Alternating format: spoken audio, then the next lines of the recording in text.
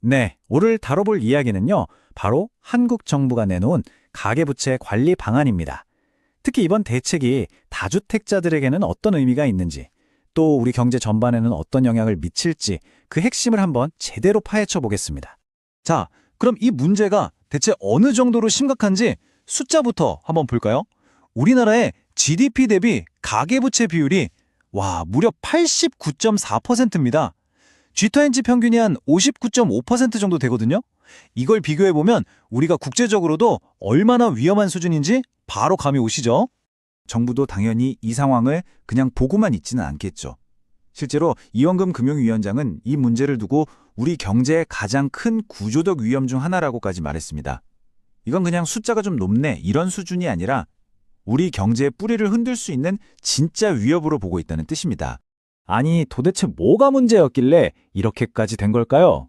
핵심은 바로 이거예요. 너무 쉽게 돈을 빌릴 수 있으니까 그 돈이 전부 부동산으로 쏠리는 악순환이 계속된 거죠. 결국 집은 더 이상 사는 곳이 아니라 아슬아슬한 투기 대상, 즉 사는 것이 되어버렸고, 이게 우리 경제 전체를 짓누르고 있는 겁니다. 자, 그래서 오늘 이 복잡해 보이는 정책을 하나씩 뜯어볼 텐데요. 우선 이 부채 문제가 얼마나 심각한지부터 시작해서 정부의 새로운 계획은 뭔지, 특히 대출에 어떤 큰 변화가 생기는지 살펴볼 거고요. 그리고 모든 규정에는 예외가 있잖아요. 그 예외 조항들은 뭔지, 또 편법 대출은 어떻게 막을 건지, 마지막으로 이 모든 걸 통해서 정부가 그리는 큰 그림은 과연 무엇인지까지 쭉 한번 훑어보겠습니다. 자, 그럼 첫 번째 이야기부터 시작해 보겠습니다. 이 가계부채, 이게 왜 이렇게 나라 전체의 문제라고 하는 걸까요? 물론 아주 약간 긍정적인 신호가 없었던 건 아닙니다. 2021년에 정점을 찍고 나서 부채 비율이 아주 조금씩 떨어지기 시작했거든요. 전문용어로는 이걸 디레버리징이라고 부르는데요. 하지만 이건 정말 거대한 빙산의 일각일 뿐이고, 여전히 전체 빚의 규모가 너무 크기 때문에 정부가 더 강력한 카드를 꺼내둘 수밖에 없었던 겁니다. 이여원 위원장의 이 발언을 보면 정부의 의지가 얼마나 강한지 딱 느껴지죠. 망국적 부동산 공화국이라는 굉장히 강한 표현까지 썼잖아요. 이건 부동산에만 돈이 몰리는 이 구조 자체가 나라를 망하게 할 수도 있는 문제고, 이 고리를 반드시 끊어내겠다는 선언이나 다름없습니다. 자, 그래서 이런 구조적인 위험에 맞서기 위해서 정부가 공식적으로 내놓은 해법, 바로 26년 가계부채 관리 방안입니다. 이번 계획의 목표는 아주 명확하고 구체적입니다. 바로 이 숫자 80%예요. 그냥 열심히 줄여보겠습니다, 이게 아니고요. 2030년까지 GDP 대비 가계부채 비율을 딱 80% 수준까지 낮추겠다, 이렇게 시간과 수치를 못 박은 거죠. 자, 그럼 이제부터가 정말 중요한데요. 이번 대책의 가장 핵심, 바로 다주택자 대출에 대한 새로운 규정입니다. 자, 여기서 말하는 다주택자, 이게 대체 누굴 말하는 걸까요? 그냥 집 두 채 가진 사람? 아니요, 그것보다 범위가 훨씬 넓습니다. 개인은 물론이고 월세 받으려고 집 여러 채 가진 개인 임대사업자나 법인 임대사업자까지 전부 다 이번 규제 대상에 들어갑니다. 자, 바로 이겁니다. 이게 이번 대책의 심장이라고 할 수 있어요.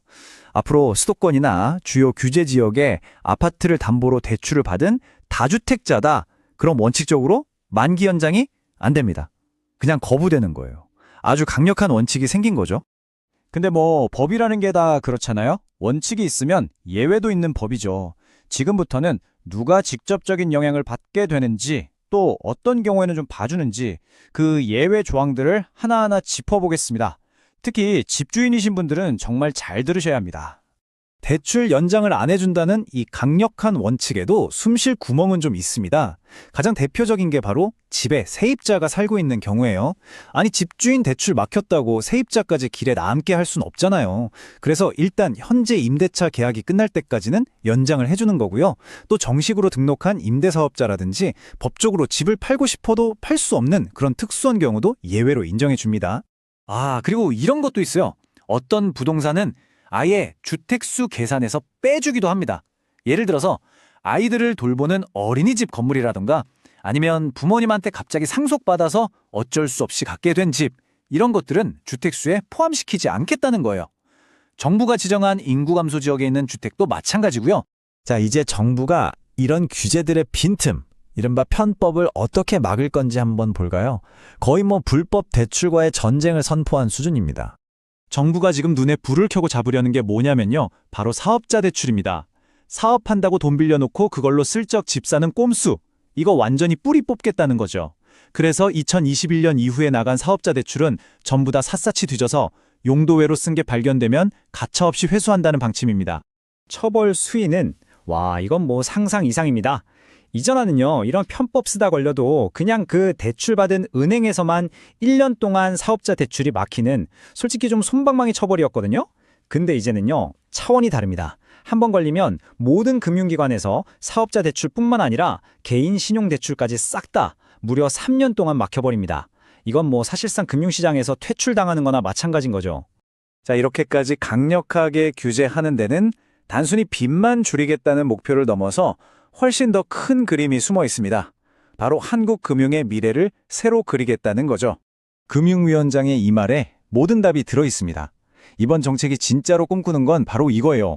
부동산이라는 하나의 자산에 꽁꽁 묶여있는 이 어마어마한 돈을 대한민국의 미래 먹거리, 그러니까 기술, 혁신, 이런 생산적인 분야로 흐르게 만들자는 겁니다.